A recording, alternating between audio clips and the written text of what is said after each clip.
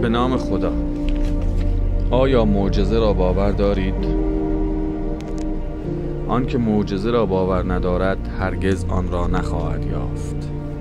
رونالد داهی، نویسنده. آیا به یاد می آورید هنگامی که کودک بودید و زندگی را شگفت‌انگیز می پنداشتید؟ آن روزها زندگی را معجزه هیجان انگیز می یافتید و کوچکترین چیزها شما را به هیجان می آورد. دیدن شبنمی روی چمن، پروانه‌ای که به این سو آن سو پر می کشید، یا حتی برگ درخت یا تکه سنگی روی زمین که شما را به سوی خود جلب می کرد. با از دست دادن یکی از دندانهایتان هیجان زده می شدید، زیرا باور داشتید که آن شب فرشته دندان سراغتان می آید. روزها را می شمردید تا کریسمس از راه برسد، بدون آنکه هرگز به این نکته بیندیشید که چگونه ممکن است بابا نوئل در یک شب به دیدار همه کودکان برود. اما هر طور که بود او شما را از یاد نمی برد و حتما سری هم به شما می زد.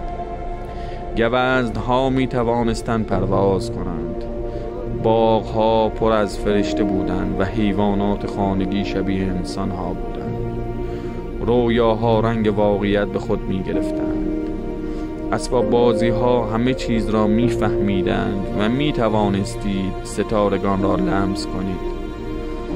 وجودتان همواره مالامال از نشاط بود و خط پایانی برای رویاهایتان وجود نداشت. شما باور داشتید که زندگی یک معجزه است. نمیتوان احساسی را بیان کرد که انسان‌ها در کودکی دارند.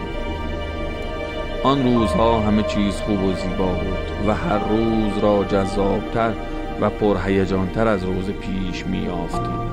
ما معجزه را باور داشتیم و هیچ آسیبی از این باور نمی‌دیدیم.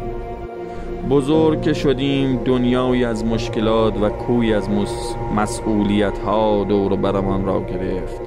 دیگر به رویاهای ما نمی اندیشیدیم و معجزه را که در کودکی کاملا باور داشتیم از یاد برده بودیم.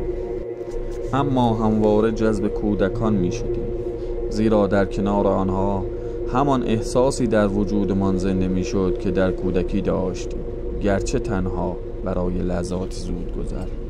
اینجا هستم تا به شما بگویم معجزه‌ای را که روزی به آن اعتقاد داشتید حقیقت دارد و آنچه که دروغ واهی است نگرش خشک و عاری از هر گونه تخیلی است که ما بزرگترها در سر داریم. شاید دیگر نتوانیم پرواز گوزنها را در ذهنمان تجسم کنیم، اما می توانیم همه آن چیزهایی را ببینید که پیش از این مایل به دیدنشان بودید.